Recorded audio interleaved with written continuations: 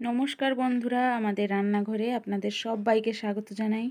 আজকে আমি রান্না করব ঝরঝরে বাসন্তী পোলাও। তো চলুন শুরু করা যাক।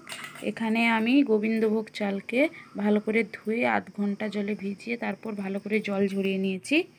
একটা গামলায় চালটাকে নিয়ে তার মধ্যে দিয়ে দিচ্ছি 1 চা চামচ আদা বাটা, আর দিচ্ছি গরম মশলার গুঁড়ো, এলাচ, লবঙ্গ, দারচিনি গুঁড়ো করে নিয়েছি 1 চা চামচ, সেটা দিয়ে দিচ্ছি। তারপর দিলাম পরিমাণ মতন লবণ আর চিনিটা আপনি যেভাবে মিষ্টি খেতে চান সেভাবে দিবেন। তারপর দিয়ে দিচ্ছি ঘি, এখানে লক্ষ্মী ঘি একটু ছিল সেটা দিলাম। তারপর দিচ্ছি ঘরে তৈরি করা ঘি।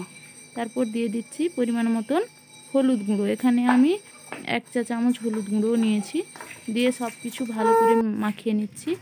এভাবে মাখিয়ে ভালো করে আধ ঘন্টার জন্য আমি চাপা দিয়ে নিব। এই যে চাপা দিয়ে নিয়েছি। তারপর উনান ধরিয়ে নিয়েছি। উনান ধরিয়ে এবার দিয়ে দিচ্ছি কড়াইতে কিছুটা পরিমাণ ঘি আর অল্প একটু সাদা তেল। এটা দিয়ে তেলটা গরম হলে তার মধ্যে দিয়ে দিচ্ছি ফাটিয়ে রাখা এলাচগুলো।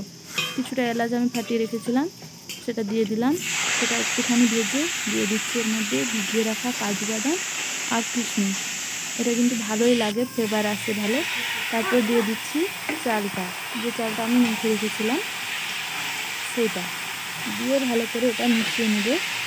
বেশ কিছুক্ষণ এইভাবে একদম কম আঁচে, একদম হালকা আঁচে, মানে গ্যাসের ফ্লেম আপনি একদম লোতে রাখবেন। তো এইভাবেই মিশিয়ে নিতে হবে।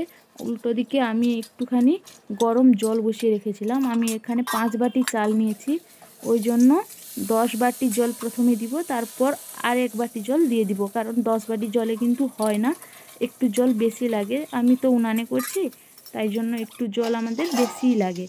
আপনারা দেখবেন মাপে ডবল জল দিয়ে যদি হতে পারে তো ভালো, না হলে অল্প একটু জল বেশি দিবেন, কোনো সমস্যা হয় না, ঝরঝরেই হয়। কিন্তু সামান্য জল বেশি দিলে কিছু হয় না। তো দেখুন সেইভাবে আমি দিয়ে দিয়েছি। জলটাও আমার শুকিয়ে গেছে। কিছুক্ষণের পর আমি টিপে দেখে নিচ্ছি যে ভাতটা হয়েছে কিনা। অল্প একটু আর বাকি আছে। গ্যাস আমি উনানে যেহেতু রান্না করছি শুধু আঁচটাই আছে, উনানে কিন্তু কোনো জ্বালন দিইনি। তো এইভাবে কিছুক্ষণ পর আবার একটুখানি ঘি ছড়িয়ে নিলাম ভালো করে।